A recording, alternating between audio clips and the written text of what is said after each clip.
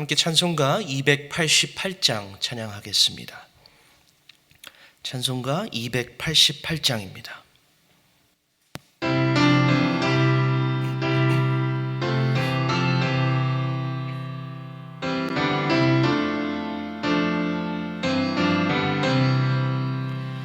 예수를 나의 구주 삼고 성령과 피로써 거듭나니 이 세상에서 내 영혼이 하늘의 영광 누리도다.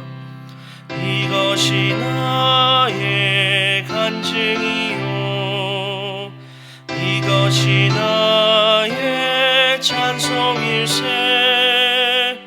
나 사는 동안 끊임없이 구주를 찬송하리로다.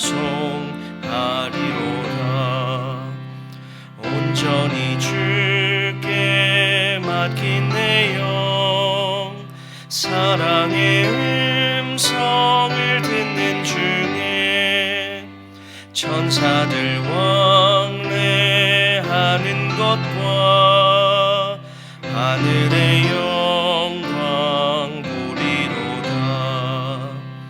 이것이 나의 간증이요 이것이 나의 찬송일세.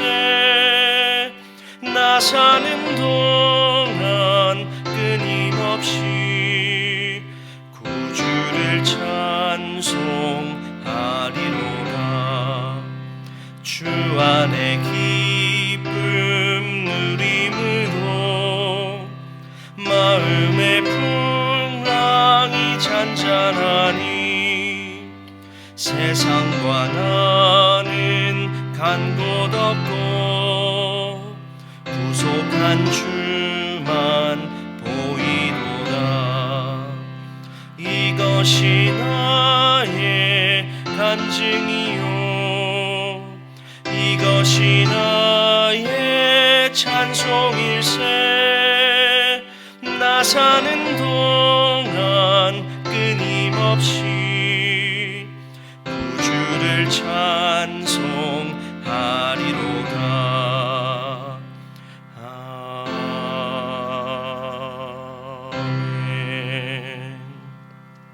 아멘. 아멘.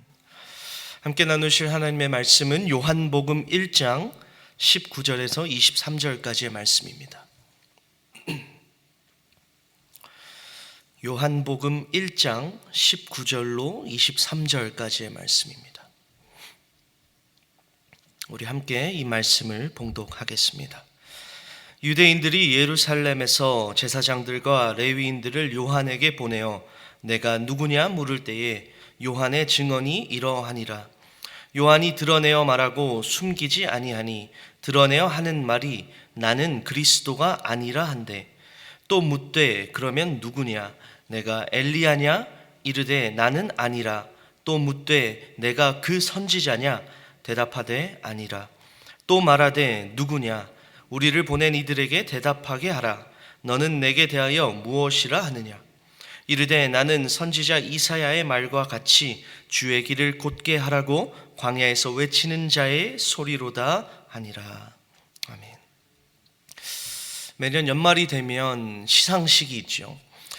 시상식들 중에 가장 화려하고 빛나는 시상식이 아마도 영화제 시상식일 것입니다. 근데 영화제 시상식의 가장 클라이막스가 되는 상이 무엇인지 아십니까? 여러 작품상, 신인상, 여러 가지 상들이 있지만 가장 빛나고 아주 영광스러운 상이 바로 여우주연상입니다. 여우주연상. 가장 많은 스포트라이트를 받고 가장 많은 박수와 영광을 받는 그 순간이 바로 여우주연상의 주인공이 발표되는 그 순간입니다. 그런데 상 이름에서 여우주연상이란 이름에서 알 수 있듯이 주연이 있다라는 것은 동시에 무엇을 의미합니까? 조연도 있다라는 것입니다. 모두가 조연보다는 주연으로서 카메라 앞에 서고 싶어 합니다. 그런데 아주 적은 숫자의 사람만이 주연 배우의 기회를 얻게 된다라는 것이죠. 그래서 마음이 상하지 말라는 의미에서 우리가 조연 배우들을 부를 때 앞에 명품이라는 수식어를 붙이게 됩니다. 그래서 명품 조연이라는 그러한 말로 조연 배우들을 위로하곤 하죠. 오늘 본문은 세례 요한에 대한 이야기입니다. 세례 요한은 우리가 잘 알다시피 광야에서 낙타털 옷을 입고 메뚜기와 석청을 먹으면서 이스라엘 백성들에게 천국이 가까이 왔으니 회개하라라고 선포했던 사람이었습니다. 그에 대한 소문이 예루살렘까지 퍼졌습니다. 그래서 예루살렘에서 과연 이 요한이란 사람이 대체 누군가 알아보기 위해 사람을 파견합니다. 이제 파견된 그 사람들이 요한을 만나서 당신 도대체 누구냐라고 물어봅니다. 그때 요한이 이렇게 대답합니다. 오늘 본문 20절 말씀입니다. 요한이 드러내어 말하고 숨기지 아니하니 드러내어 하는 말이 나는 그리스도가 아니라. 요한은 가장 먼저 자신이 그리스도가 아님을 시인합니다. 그리스도는 메시아를 뜻하는 히브리어 단어의 헬라어 번역입니다. 후기 구약 시대 그리고 신구약 중간기 시대에는 메시아에 대한 그 소망과 희망이 널리 퍼져 있었습니다. 오늘 본문과 똑같은 장면이 누가복음에도 기록이 되어 있는데요. 누가복음 3장 15절에 이렇게 말씀합니다. 백성들이 바라고 기다림으로 모든 사람들이 요한을 혹 그리스도신가 심중에 생각하니. 사람들에게 회개를 촉구하고 메시지를 선포하고 또 세례를 베풀고 많은 사람들이 요한을 따르는 것을 본 사람들은 이 요한이 혹시 우리가 기다리던 그 그리스도 메시아가 아닌가 마음 가운데 생각했다라는 것이죠. 그러나 요한은 자신이 그리스도가 아님을 단호히 선포합니다. 그러자 예루살렘에서 파견된 사람들이 또 묻습니다. 21절 말씀입니다. 또 묻되 그러면 누구냐? 내가 엘리야냐? 이르되 나는 아니라. 또 묻되 내가 그 선지자냐? 대답하되 아니라. 요한은 자신이 그리스도도 아니고 엘리야도 아니고 선지자도 아님을 밝힙니다. 그는 자신이 그저 앞으로 오실 그 메시아 예수 그리스도를 예비하는 그러한 자라는 것을 말할 뿐입니다. 그리고 그는 자신을 광야에서 외치는 소리다라고 표현합니다. 여러분, 소리라는 것이 무엇입니까? 제가 하고 내뱉는 소리가 제 입에서 나옴과 동시에 어떻게 됩니까? 흩어져 사라져 버리죠. 물론 지금 녹음을 하고 있기에 제 목소리가 녹음이 되고 있긴 하지만 제 입에서 나오는 모든 소리는 나옴과 동시에 흩어져 사라지게 됩니다. 요한은 그저 자신이 바로 흩어져 사라지는 소리일 뿐이다 라고 고백하는 것이죠. 여기서 우리는 아주 중요한 영적인 메시지를 얻을 수 있습니다. 요한이 왜 자신을 그저 광야에서 외치는 소리라고 표현했는가?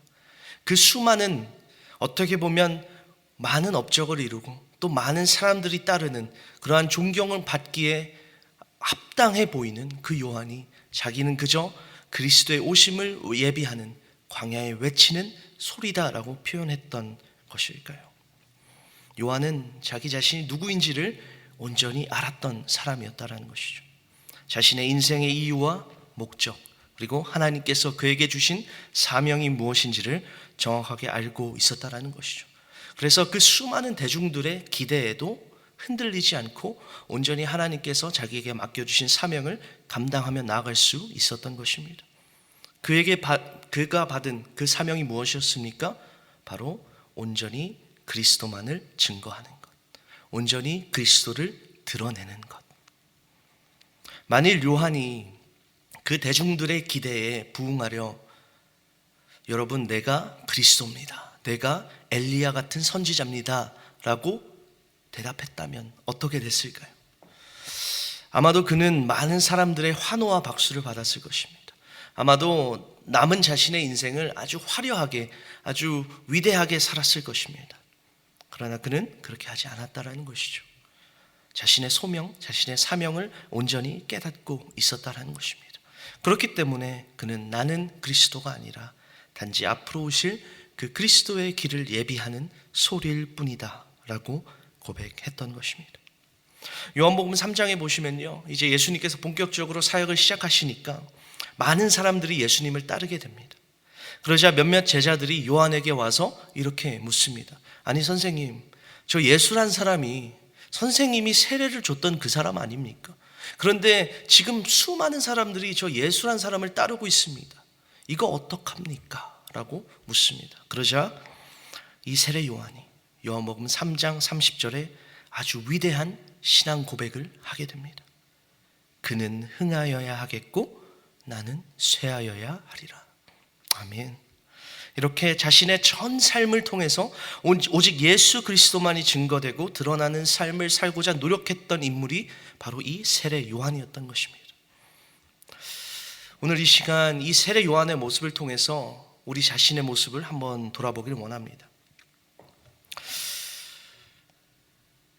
오직 그리스도만이 드러나기를 원했던 이 세례 요한의 모습이 우리 가운데도 있어야 할 줄로 믿습니다.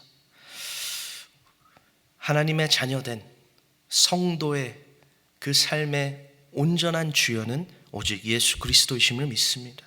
우리의 삶을 통해서 드러나야 할 분은 오직 예수 그리스도입니다. 그런데 나의 삶을 통해서 온전히 그리스도만 드러내기를 다 원하시죠.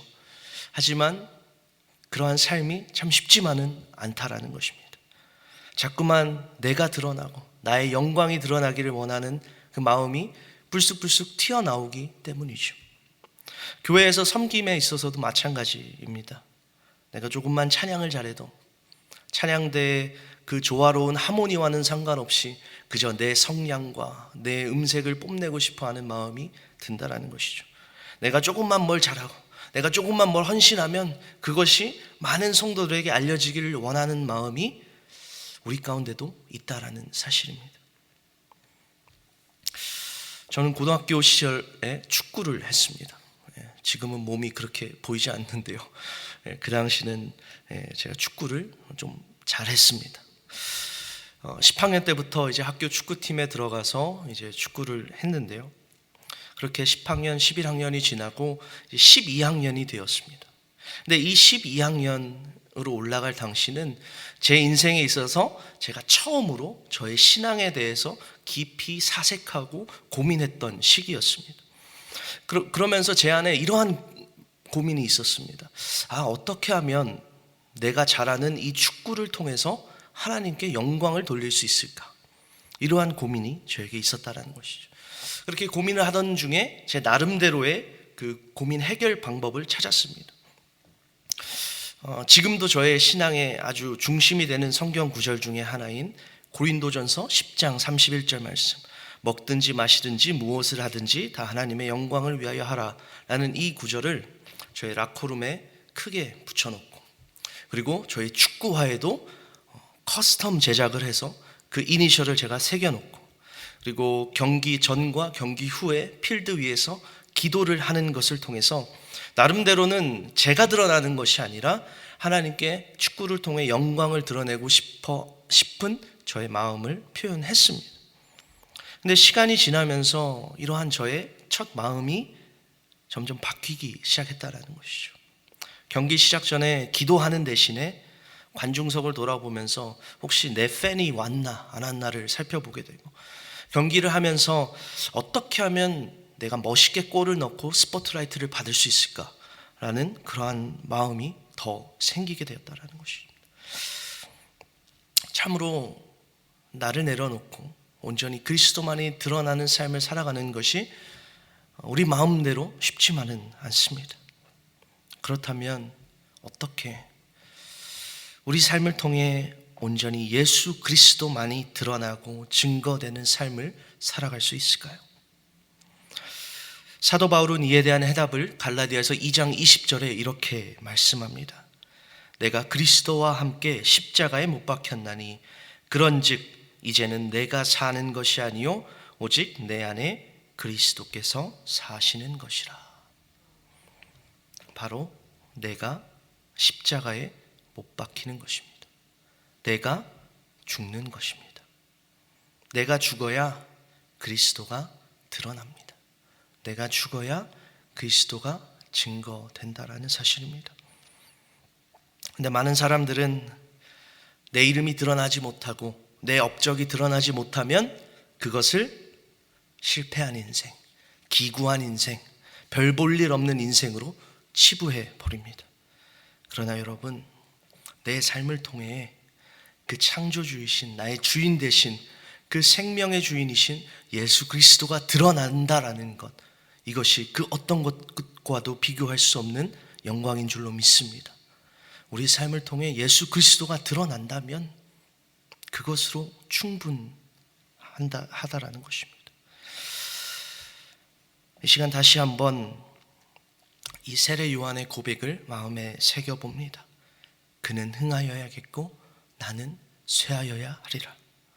저 여러분 모두 우리의 죄악된 자, 또 내가 드러나기 원하는 나의 그 이기적인 마음을 십자가에 못 박음으로 말미암아 오직 우리의 삶에서 온전히 예수 그리스도만이 증거되길 소망합니다. 또한 우리 교회가 다른 어떤 것이 드러나는 것이 아니라 오직 예수 그리스도만이 증거되고 선포되는 그러한 복음적인 교회가 되기를 간절히 소망합니다. 오늘 우리 하루 삶에서 이 세례 요한의 고백, 그는 흥하여야겠고 나는 쇠하여야 하리라, 이 고백을 우리의 마음에 새김으로 우리의 삶을 통해서 온전히 그리스도를 드러내는 진정한 신앙의 명품 조연으로 살아가시는 저 여러분 되기를 간절히 축복합니다. 함께 기도하겠습니다. 하나님, 참으로 감사합니다. 세례 요한의 모습을 통해 우리 삶에서 드러나야 할 분이 오직 예수 그리스도임을 알게 하시니 감사합니다. 세상의 기대와 세상의 바램과 여러 유혹 속에서도 하나님께서 우리에게 맡겨주신 본분, 하나님께서 우리에게 맡겨주신 사명을 잊어버리지 않게 하시고 온전히 우리의 전 삶을 통해 하나님께만 영광 돌려드리는 그러한 위대한 신앙의 명품 주연으로 살아가는 우리 모두가 되게 하여 주시옵소서. 오늘 하루 온전히 우리가 무엇을 하든지 먹든지 마시든지 다 하나님의 영광을 위하여 하며 예수 그리스도의 향기를 우리의 삶을 통해 전파하는 그러한 믿음의 사람들 다 되도록 주님 은혜 내려 주시옵소서. 함께하여 주실 줄 믿사오며 이 모든 말씀 우리 주 예수 그리스도의 이름으로 기도하옵나이다. 아멘. 하늘에 계신 우리 아버지여, 이름이 거룩히 여김을 받으시오며 나라의 임하옵시며 뜻이 하늘에서 이룬 것 같이 땅에서도 이루어지이다. 오늘날 우리에게 일용할 양식을 주옵시고 우리가 우리에게 죄 지은 자를 사하여 준 것 같이 우리의 죄를 사하여 주옵시고 우리를 시험에 들게 하지 마옵시고 다만 악에서 구하옵소서. 대개 나라와 권세와 영광이 아버지께 영원히 있사옵나이다. 아멘.